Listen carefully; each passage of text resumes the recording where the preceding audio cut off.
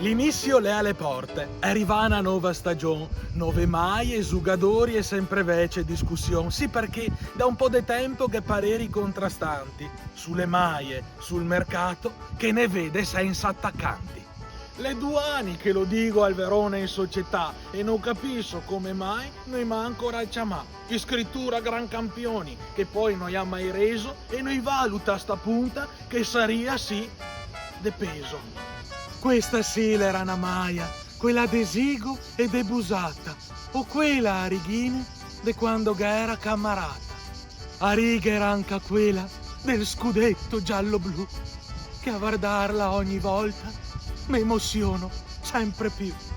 Sti romantici pensieri lascia posto a un nuovo sentimento, rivolto alle maglie prese in te da poco tempo. Ma voi altri lo sapete che il simbolo della città, incredibile ma è vera, le sta deposità. Certo che sti siorassi gli casche ben dalla scala, se per fin il loro logo a uno che le regala. Cos'è la sta nuova idea di far bianca la seconda con le righe pitturate messe lì de mesa sponda? Sempre a caccia de nuove idee. Ah, vabbè, mi sono sbagliato. Beh, non importa, fa stesso, sono contento di aver criticato.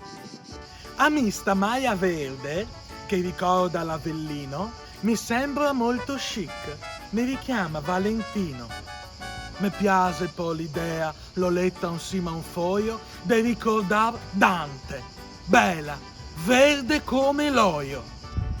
A prescindere dalle maglie che tra un anno cambierà, sostenemo senza copyright i colori de sta città.